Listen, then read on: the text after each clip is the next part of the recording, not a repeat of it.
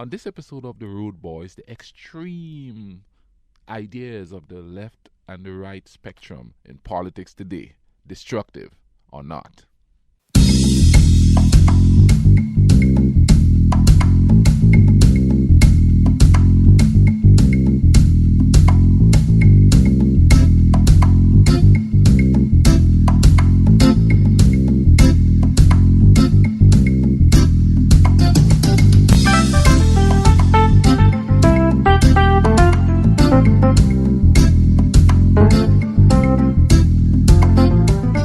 Rudebuoyz, we pond the seed and Tigger. We're bringing you another podcast here for your enjoyment, enlightenment, and, and cool runnings. Yep. I am the dirty immigrant. I'm Scotland. Yes, man. I tell you what, I've been paying attention to politics today. Andrew Yang is getting it. Andrew Yang is getting it hard from the liberals. I tell you what I've been noticing. There's a difference between progressives and liberals. Okay. Liberals think they're progressive until you say something that they don't believe in, and they'll tell a black man he's racist in a minute, or an Asian man he's racist in a minute. Yeah. You know what I mean? Oh, yeah. I don't understand that. You know, before we get into some of this other stuff, I've been reading a book that I bought when I was out in Colorado on the removal of the Utes, basically from their lands in Colorado and everything. And when you read through what white people, and I'm sorry, yes, white people believed at this time in the 1800s about how, they're not smart enough to be farmers, to become civilized or anything like that. Their hands are too small. Their shoulders aren't developed enough. I'm dead serious. That's why they went and got the brothers and sisters. Go ahead. But, I mean, their attitudes, and at this time it didn't matter what political side they were on. White people just in general at that time seemed to think that they knew better for everybody else. It's the same thing now. Yes, exactly. It really is. So you've got, obviously, like we've talked about all the time, white people who know the African American struggle, or just the black person struggle, because obviously you're not African American, you're from the Caribbean, but they think they know your struggle better than everybody else. I've been around where somebody said that they know what it means to be a Rastafarian better than you, and they were white.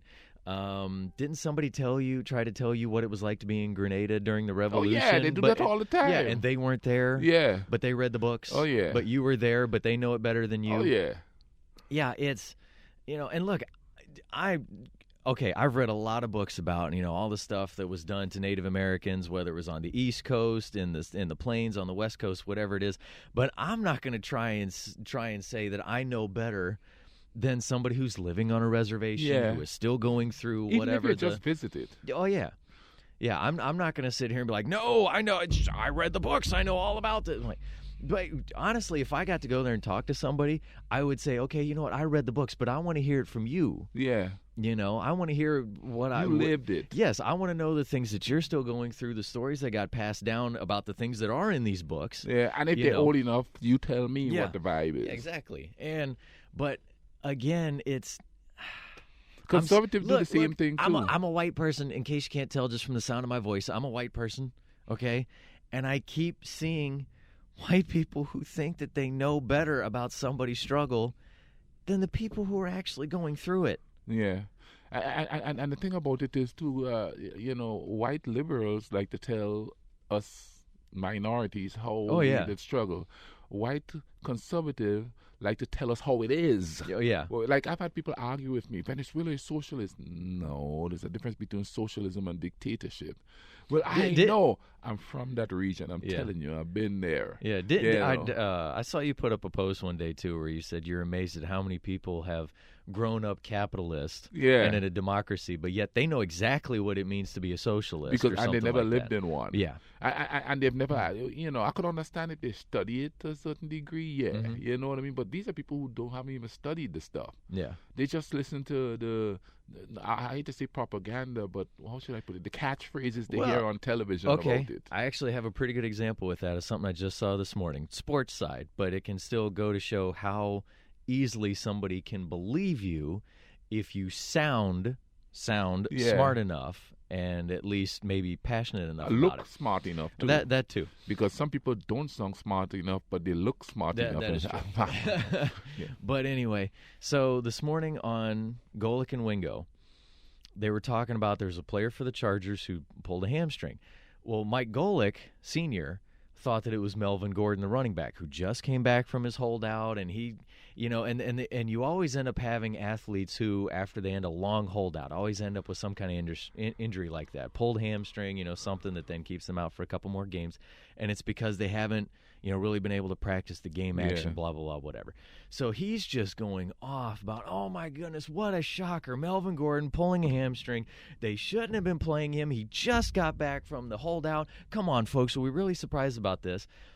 Well, they come back from commercials, and he goes, all right, I have to apologize. He goes, I was wrong. He goes, it was Melvin Ingram, who's a defensive player who did not just come back from a holdout. He's the one who pulled his hamstring.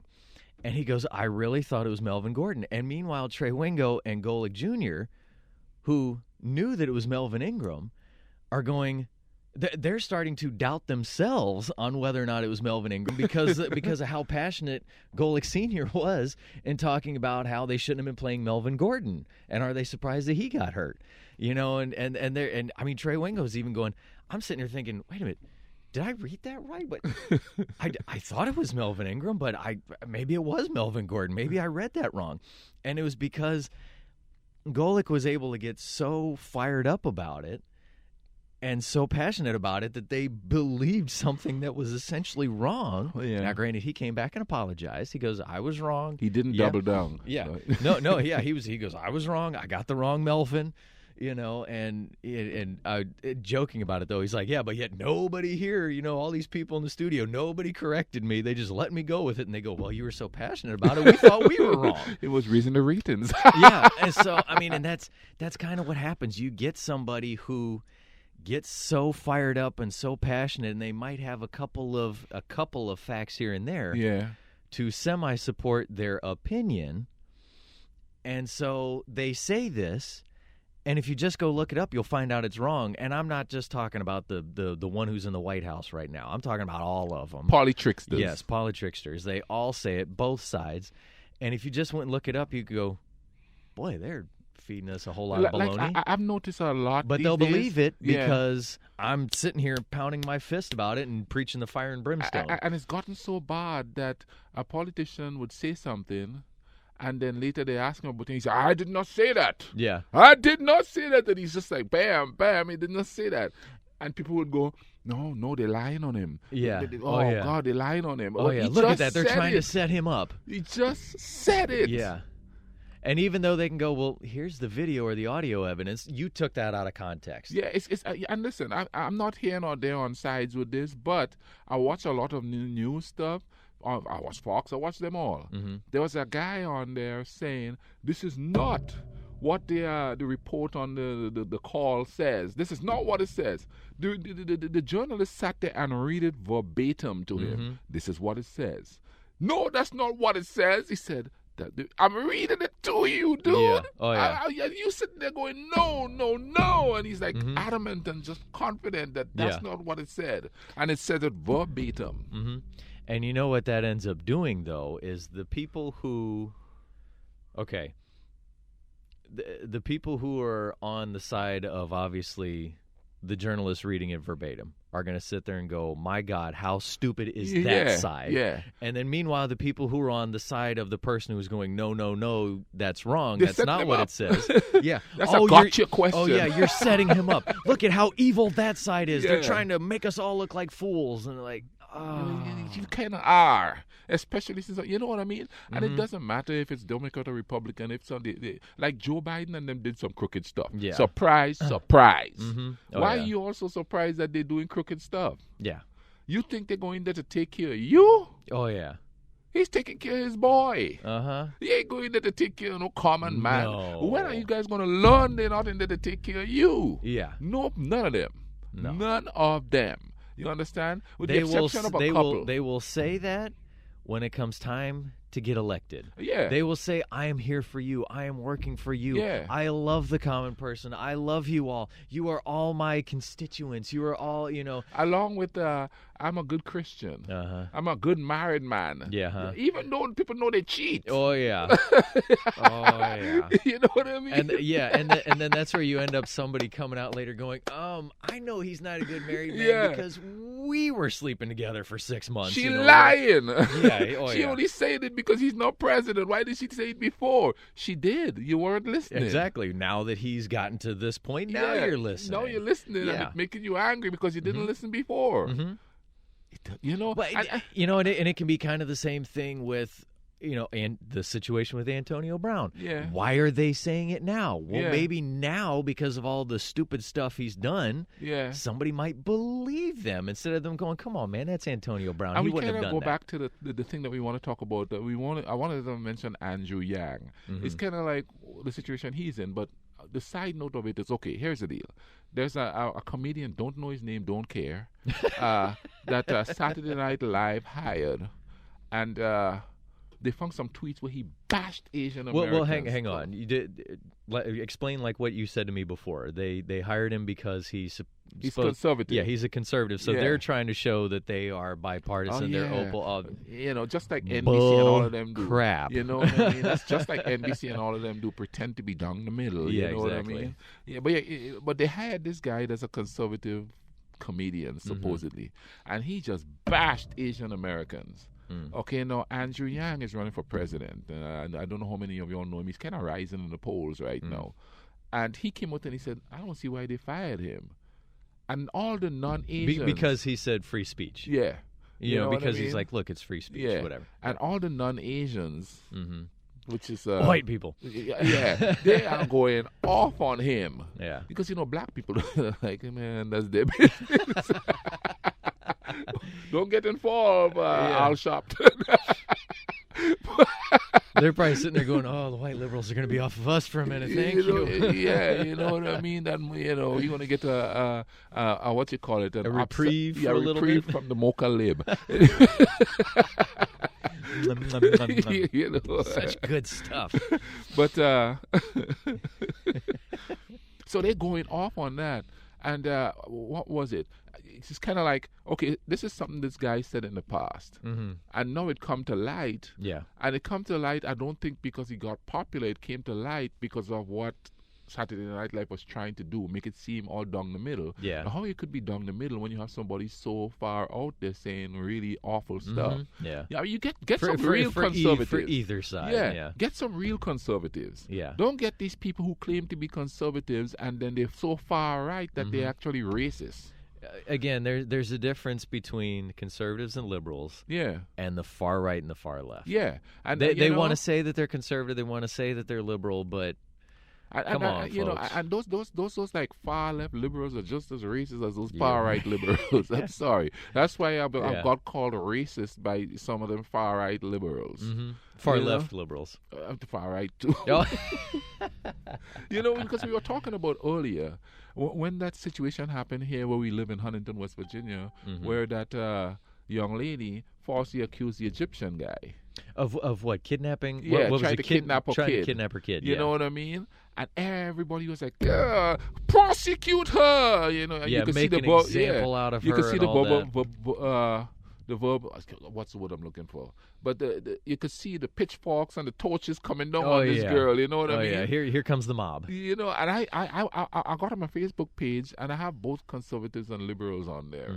I went to my Facebook page and I said, no, y'all are so angry about her, you're not dealing with the problem. The problem is the mindset. There's thousands of people with that mindset. Yes. You got to fix the mindset. She isn't the only one in this country. And not the worst one. Yes. You know what I mean? And I said, that's what we got to deal with. Man, those liberals went off on me. Oh, she needs to be punished. And surprisingly, my far-right friends going on me, she needs to be punished. I think you all ain't on sides. You just want blood. And the reason why the blood you want is each other's blood. Yeah. While the rich man get rich. You all ain't going to learn. Yeah. But anyway, I check this out. The last update on it I saw, the trial have been postponed. They're not going to do a Bloody hasn't thing it to been that girl. at least a year? Almost, yeah. Okay, yeah. You know what I mean? Because it happened earlier this year. I was going to say, I knew it's been a little while. Yeah, okay, you understand? Yeah. So nothing is going to happen to her. So all that stuff about making an example didn't mean anything. And guess what? And even if she the does... mindset is still there. And even if she does spend some time in jail, it's probably not going to be a whole lot. And by the time she does, nobody's going to remember what it was for. You know? Yeah. The mindset is still there. Nothing got fixed, and you didn't get that satisfaction or punishment for her. Mm-hmm. You know, and the funny part about it is my far left friends are like, oh, yeah, they ain't going to do nothing. You knew that before. Yeah. But yet you wanted her blood. You knew they weren't going to do anything before. Yeah. Instead of dealing with the issue at hand that's creating a situation like that, you're dealing with her. And people do that with every bloody thing that they do. Yeah. You know what I mean? It's kind of like, okay, like for instance, I don't know if it's an ongoing thing. I don't research it very much, but a black kid gets shot by a cop and it's outrage on the streets. And then the trend dies. Mm-hmm. And the next black guy, they're not dealing with the mindset that creating that. Mm-hmm. You know what I mean? Woman pull a drawdown on a freaking some teenagers, black teenagers going around trying to collect stuff for their school. Mm-hmm. Oh, the outrage! Jail her. You know what I mean? She got charged or whatever. Mm-hmm. The mindset is still there. Yeah. If you keep going like jail her, those that have that mindset are going to go, really? It's my opinion. It's my right. Oh, yeah. Instead of going, listen, this is what we're saying. This is what's going on. And talking to them. You're not doing anything. You know what I mean? A progressive will sit them down and talk. Andrew Yang is a progressive. He wants to sit down and have dialogue. As far as we can tell right now. No, he did. He said... No, that's what I'm saying for right now. Yeah. I don't think he's going to change. He's such a mild-mannered person. He's kind of like us. You know what I mean? And that's another thing, too. Everybody wants the fiery, and all of that. You know what I mean? Well, that's a small segment of the population that's following that. Yeah. And you could prove it by the politics we're watching right now. Mm-hmm. The anger. You know what I mean? Beat them up. Kick them out here. Back in the day, we will have them shot. Yeah, and of course right now we also have the discussion of you have the Democrats who are trying to impeach Trump. Yeah. And what are the scare tactics coming from the other side? If you do this, it's going to cause a civil war in this country. Yeah. Yeah. That this country will never... I saw somebody, I think it's a preacher in Dallas, said that this is something that the country... It will cause a civil war that this country will never recover from. Listen. Really? Listen. You guys don't have Medicare. You don't have... a lot of y'all don't have access to medicine or anything like that. And you're going to fight over this? Yeah. This is what you're going to fight over. Mm-hmm. Instead of fighting to get a better life, more pay to survive in these times. Yeah, you're going to fight over the fact to allow Trump to stay president. Yeah. How many of you poor people aren't working from paycheck to paycheck right now? How many? Mm-hmm. I work with y'all. I know. Y'all work from paycheck to paycheck, and it's getting worse. Mm-hmm. Those who I saw one. What is? There's a whole lot of people in Kentucky that are struggling to get clean water because of the cost of it. Yeah. I mean, look. Here's even an example here. When I first got my own apartment here in Huntington, living by myself, the cost of water for me every month was only like, I think, $21. Yeah. And it started to go up a little bit, and then suddenly I got two different bills. Like, oh, well, we decided to separate between the water and the sewage. So now the sewage is just going to get their money directly instead of the water company having to pay. I'm like, okay, fine, whatever. But then suddenly the combination of the two was around $34. I'm like, wait, I used to pay only about $21, $22 for both. Yeah. And now it's $34 for both. Now my monthly charge per water, and look, folks, I'm not sitting there taking 4 showers a day. Yeah. I'm not, I'm not using an ungodly amount of water.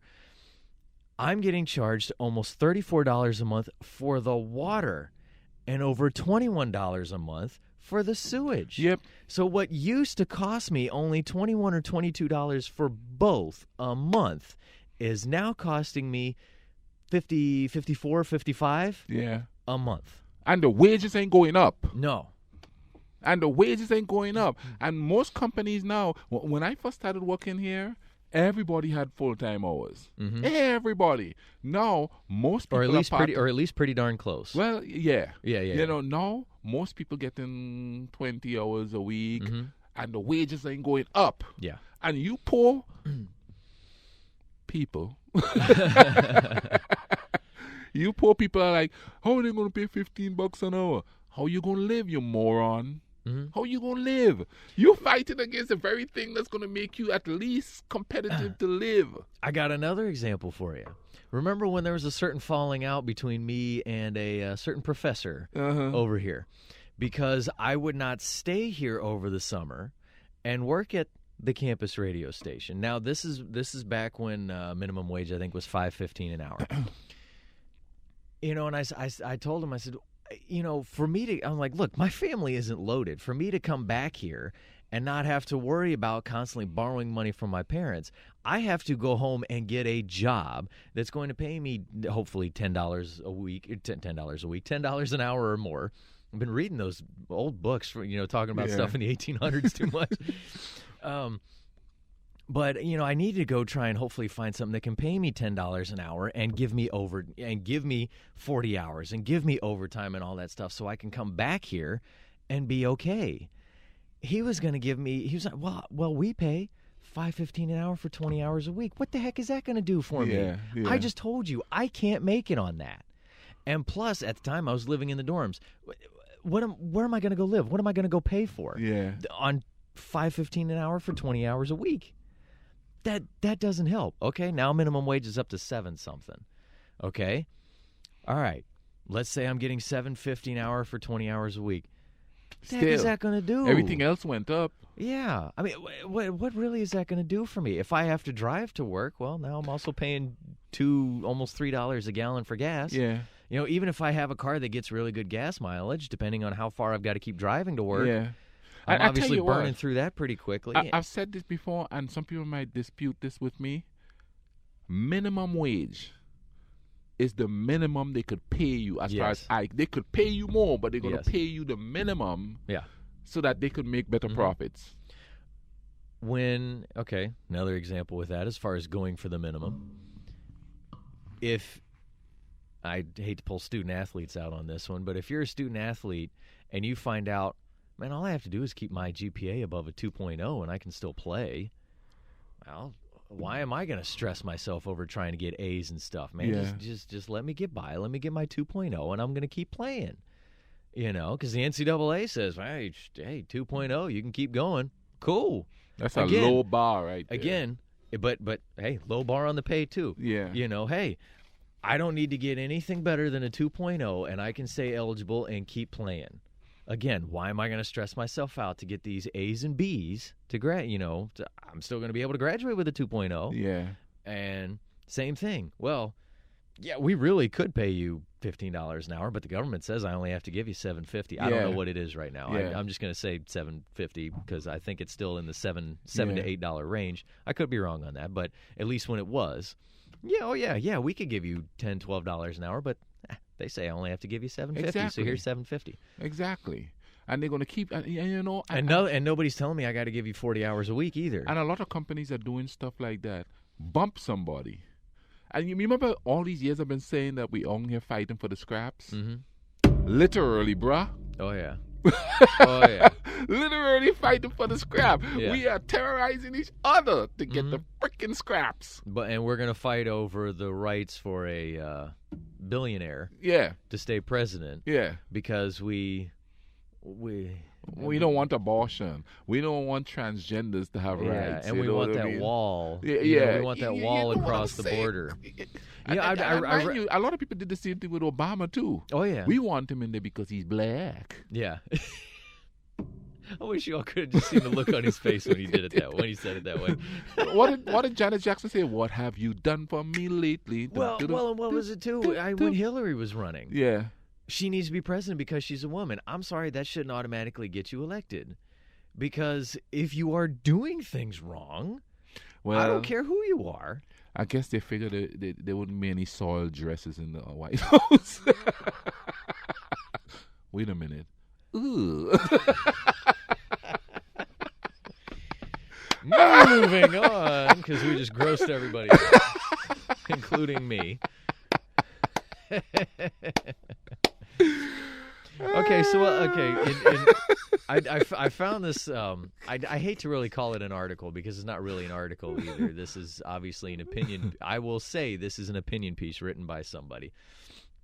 Found this on the internet yesterday, and of course, this goes right with us talking about how the extremes on both ends and what they think, and how if you're on the other side of them, well, then you're an extremist, or whatever. So I'm going to read through this first, and then we're going to talk about it. So, all right, this was written by John Pavlovitz. I have absolutely no idea who he is, but apparently this, I guess, blog that he has is called Stuff That Needs to Be Said.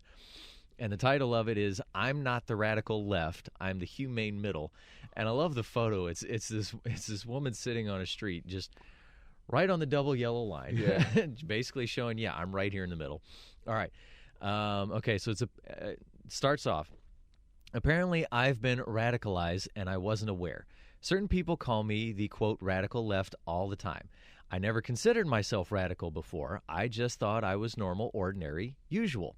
I thought equity was important to everyone. I imagined America was filled with people who took that life, liberty, and the pursuit of happiness stuff seriously for all people. I thought the golden rule was actually mainstream. I think a lot of people have forgotten about that one. That was an ad by me. Okay, back to the story. Recently, I took an inventory of my positions, screening for the extremism. I believe in full LGBTQ rights. I believe we should protect the planet. I believe everyone deserves health care. I believe all religions are equally valid. I believe the world is bigger than America. I believe to be pro-life means to treasure all of it. I believe whiteness isn't superior, and it is not the baseline of humanity. I believe we are all one interdependent community. I believe people and places are made better by diversity. I believe people should be forced to abide by anyone else's I believe people shouldn't be forced to abide by anyone else's religion. If I'm going to read this, let me make sure I get all the words right. I believe non-American human beings have as much value as American ones. I believe generosity is greater than greed, compassion better than contempt, and kindness superior to derision. I believe there is enough in this world for everyone, enough food, enough money, enough room, enough care, if we unleash our creativity and unclench our fists. I'm not sure how these ideas became radical, though it seems to have happened in the last few years. He's a communist. Obviously an ad-lib there. That was not the story. I grew up being taught that they were just part of being a decent human being. I grew up believing that loving my neighbor as myself meant that I actually worked for their welfare as much as my own. I was taught that caring for the least in the world was the measure of my devotion to God. I thought that inalienable rights of other people were supposed to be a priority as a decent participant in the world. I don't think I'm alone. In fact, I'm pretty sure that most people reside here in this place alongside with me. The desire for compassion and diversity and equality and justice, that these things aren't fringe ideologies or extremist positions. And that's both conservative and liberals believe that. Exactly. But simply the best way to be human. I think most people want more humanity, not less. I think the vast middle is exhausted by the cruelty of these days.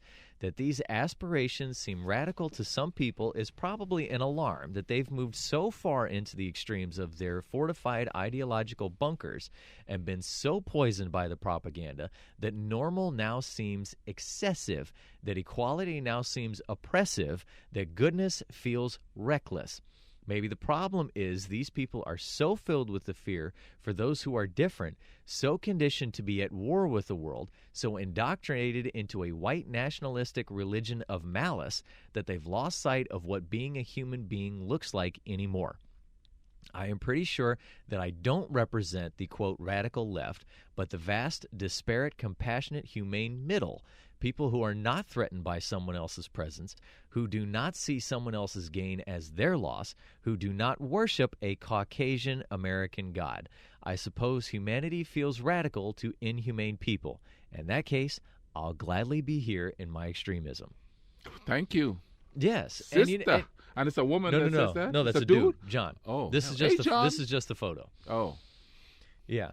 So, and what's his name? John Pavlovitz. Okay, good. And this is, I feel like this is something that we've been talking about on this show for years. Years. And look, obviously we know with some of the things that we talk about on peace and love and all that, we know that people on the far right, and I'm not saying conservatives, I'm saying the far right, will think that we are extreme liberals. Yeah. And then for the times that we talk about, come on, it's free speech, let's not fire somebody because they said this. People on the far left will think we're complete and total idiots. Yeah, we used to get calls. Oh, yeah. Oh, yeah. Granted, there was many conservatives that were calling and complaining. Yeah, but still, it's, again, to the people who are on the extremes, like he says in this piece, when you hope for these things, well, you're nuts. Yeah. You're the extreme other way, or you're the extreme that way, or whatever how is it it being human is extreme? We're supposed to be extremely human. Yeah, well. Listen. If you're a Christian, God didn't send down some light in the sky to save your soul. He sent a human. Mm-hmm. So what are you talking about? Yeah. And, of course, the Constitution has a whole bunch of Bill of Rights to it. So basically it's like, okay, we have this, but we'll add this to it, we'll add this to it, we'll add this to it.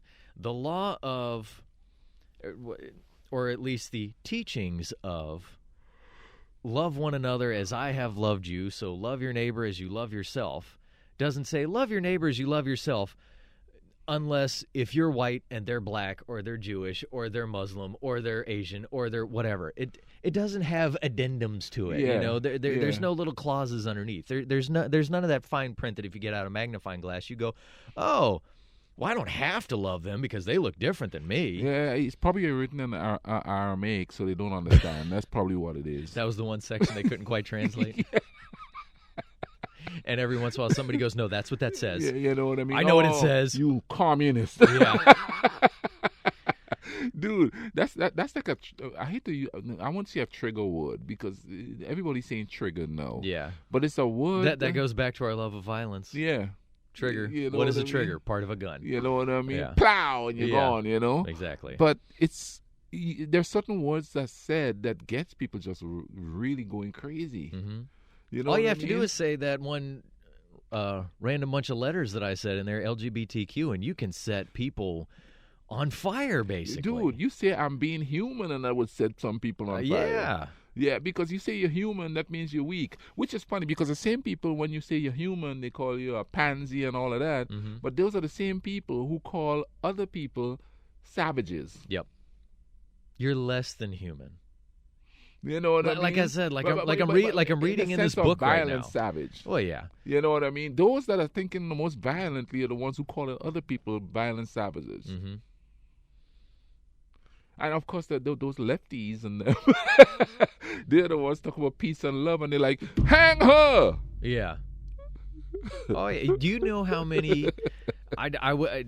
This is a number I would love to find out because this is where you could use it as a teaching point to the people on the far left the people on the far left who say, yes, I'm for peace and love and all that. How many of them would love to see Trump they say gone, they dead? say it. Yes. I see them all the time on there, man. I wish a heart attack would just happen or something like that. You know what I mean? Is that for peace and love? But they claim that they're for all lives. Yeah, huh? Like he said in here, I thought that being pro-life meant appreciating all of it. Yeah, and the thing about it is too, you could think it, but you don't have to get on Facebook and go off on it. Mm-hmm.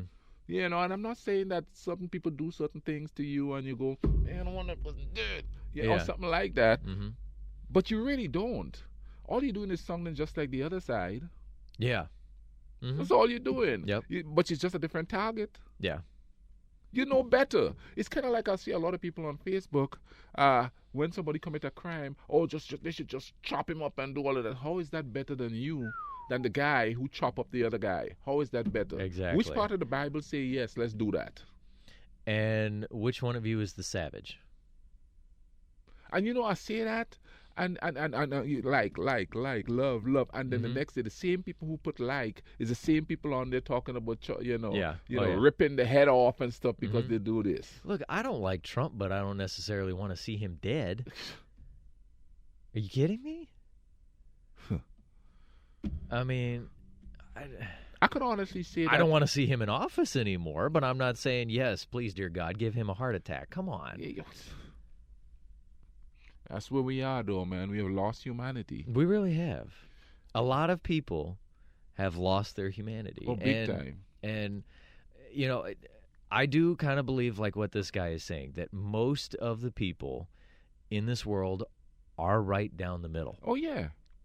And they are sick and tired of the radical left and the radical right. They're sick and tired of both of them. I am. I am too. I'm tired of hearing them go off, man. Look, during the last election, the last presidential election between Hillary and Trump, I blocked people on both sides. Yeah. I blocked conservatives because I was sick and tired of reading their stuff, and I blocked liberals because I was sick and tired of reading their stuff. Blocked them both. And when you're down the middle and they going off and you chime in, it's like you're not even there. Yeah. They figure you're invincible. Or they'll think you are on the other side. Oh, yeah. They will think you are on the other side. That is why, it's like, come on, you know me. When have you ever thought that I'm that far extreme just because I disagreed with what you just said here? Yeah. Again, that also goes to, yes, freedom of speech. I can say whatever the heck I want, but don't you dare say anything that I disagree with, or else you need to be fired. You need to just shut the hell up. I know. You need to shut up and play ball or whatever it is. Shut up and do your movies. And the thing about it is, why would I want to destroy? When you terrorize somebody and fire them, that means their family. You don't know what their family think. Maybe they disagree with that person, but let's punish them. Mm-hmm. I would rather know what that dude is thinking than to have him in the shadows plotting.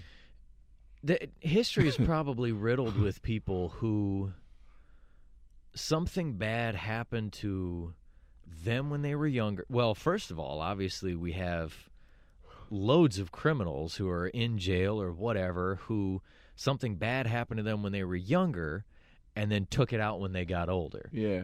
But then also probably some of the most evil people in this world's history. Something bad happened at some point when they were young, and the anger just built in them forever. And then when they finally got themselves into a position of, well, now I have influence, guess what? Yeah. I'm going to take it out on you. Even if I don't know you. Yeah. And then somebody might say, why are you doing this? Like, well, because this happened. I'm like, man, that was 20 years ago. Exactly. I've been boiling on it for this long. I mean, let's take, for instance, I know a lot of people would boil on it. We got invaded. Mm-hmm. You don't hear me boiling on that. No, I don't. And you know what? And two, the amount of years, either somebody could say, oh, time heals all, or for some, time makes things worse. Yeah. I mean, yeah, man, you could have been here doing a radio show of Americans are the most evil and idiotic and stupid people, and all that. I don't know how long you would have lasted on air, but I mean, you could have been on there doing that. No, I actually got accused of that one day. Remember Did you really? Yeah, remember the call? Oh, he's talking about killing Americans. Oh, yeah. Yeah. Yeah. I'm like, no, were you listening? What are you talking about? The one time I just talked about it. Yeah. The one time. I didn't say anything. I just gave stories of what happened there. Mm-hmm. I was talking about killing them. Yeah. People just hear what they want to hear. Oh, yeah. No, they do. So he's not siding with us. Oh, he's talking about killing us. Well, remember, okay, there was the one show when we were particularly ripping on Fox News in that one segment. Yeah. And the person turned us off at that point, emailed the station and said, I cannot believe that you all would allow somebody who is such a far left liberalist on your air. I will never listen to your station again. When in the next segment, who did we rip on? We ripped on the Democrats in the next segment. Yeah. We ripped on Fox News at that point. We played some music, and then we came back and we ripped on the liberals in the next one. But he had already shut us off at that point. I thought it was the other way around. I thought we had just finished ripping on Hillary. No. We had no, because this was somebody who said that they couldn't believe that WMUL would allow somebody who's so far left on their air. Because to get us kicked off the air. No, because I remember the last thing I said to that, because this person even quoted it, was I said I think Fox News needs to shut the hell up. Yeah. That was the last thing I said. We went into music. Now, if it had been kind of the flip side, if we had started off by ripping the liberals, he'd have been sitting there going, yeah, that's right, that's right. You tell him. Keep him on air. Yeah, you tell him. And then if he would have continued listening and then we ripped on Fox News, I wonder what his thought process would have been then. Would he have now then hated us at that point? Yeah, you would. Yeah. But just a little bit ago, we said something that you were probably going, that's right. That's right. Oh, I'm glad MUL finally has somebody like this on air. Yeah, then, speaking the truth. Too deep of an inhale, man. I just got to choke myself there. But, tell you, man. So yeah, and they emailed the station and said that they would never listen to WMUL again because they couldn't believe that they let somebody like us on air. Look, come on. I get so tired of hearing things like that. I'm going to punish that whole thing because of this one. Yeah. Come on, really? I'm sorry, just like the people in this town right now who say that they are not going to support Marshall Athletics anymore because they stopped selling Stewart's hot dogs. It's a bloody freaking hot dog, folks. With dinosaur meat. Come on. I mean, seriously, it's a bloody hot dog. I mean, come on. It's not like we're doing stuff like Michigan State where we're harboring a doctor who's raping the athletes and raping students or whatever. But it's those a are freaking women. Those are women. Dog. Who cares? And a hot dog comes from a pig, man. It's just, well, I'm sorry. A hot dog is subhuman. But here's the thing. It's a freaking hot dog. They didn't really rip Michigan State because those are women. They're gonna rip the thing that is symbolic of a man's. They're going to fight for that. They still sell hot dogs. It's just not Stewart's, which I'm sorry, folks. Stewart's is not that good. Yeah, I've had them. Hot dogs. So I've had Stewart's hot dogs. Not a fan. But you know what? I have been around people that I remember one guy in particular.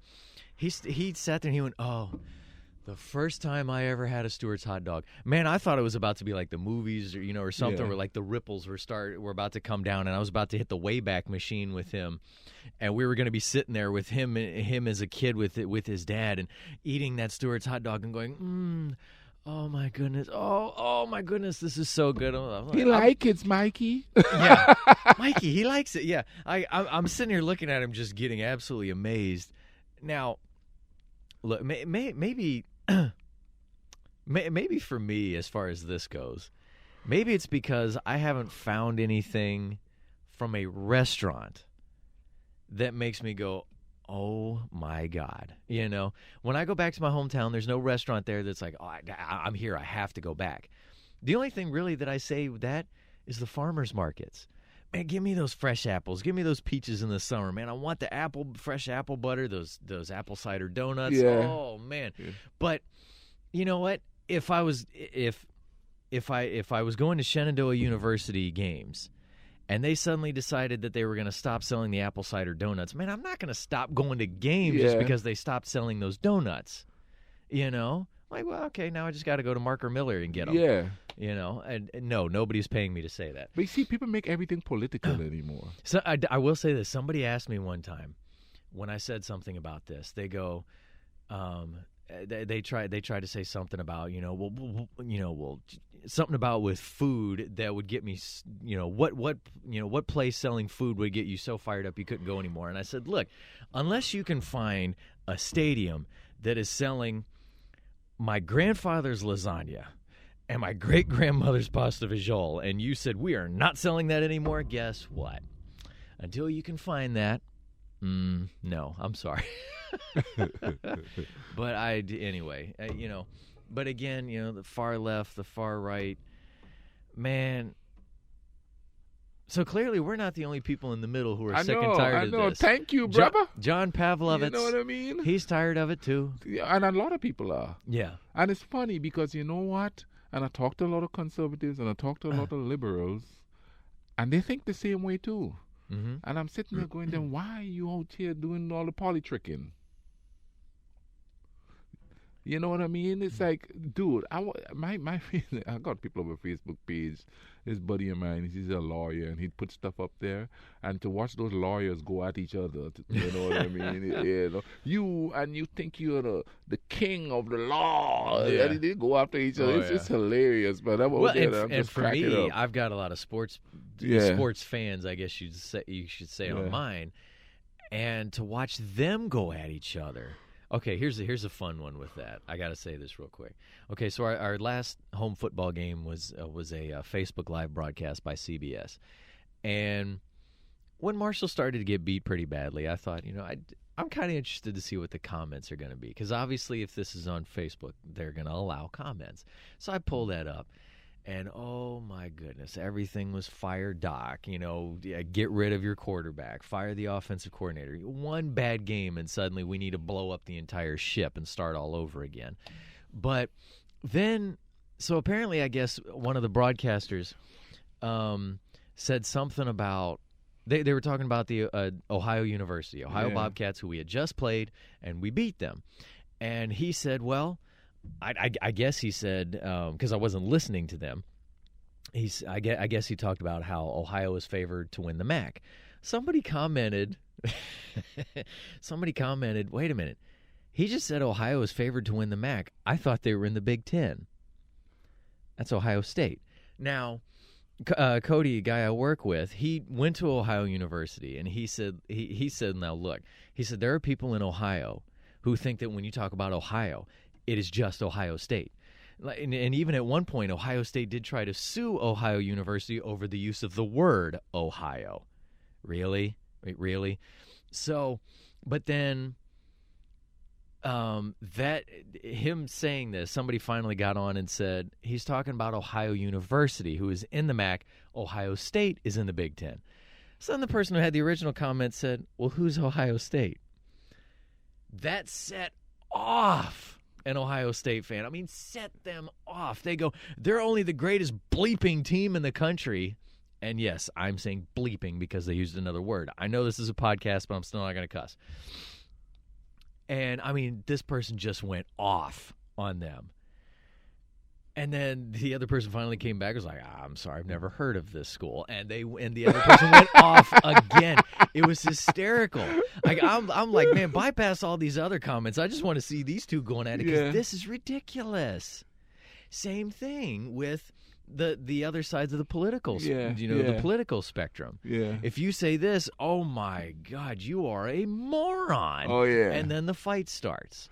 Yeah, and I mean, it was finally I did shut it off because between all of the fire Doc and cut your quarterback and all that stuff, I'm like, and then the ridiculousness of the guy who was of the Ohio State fan who was going off. Like, that's it. I'm done. I'm gonna start losing more hope in humanity if I keep looking at these. I saw, but that's what we see. I see it from the sports side. You see it from the political side. I seen people tell people your mother should have an abortion.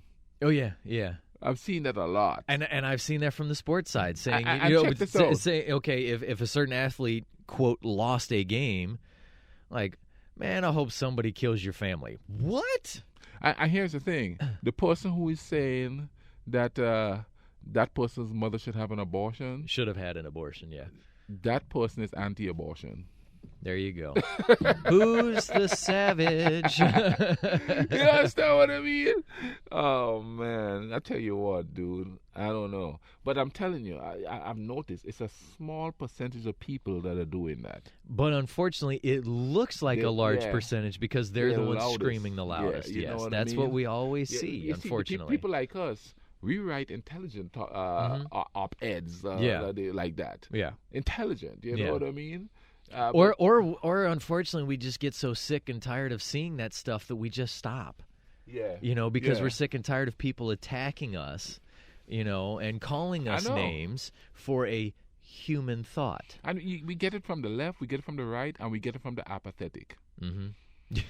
Yeah. We do. I mean, the apathetic people are like, I don't see why you're talking about this all the time. Blah, blah, blah, blah, blah. Yeah. Well, you know, it's not getting any better. We got to. It's like, I'm sorry, you playing your video games is not going to solve the world's issues. You know what I'm saying? Because how many times are you going to call somebody names who just beat you at a video game? And not only that, you're only playing war video games, World of Warcraft, and all that stuff. All kinds of them. Yep.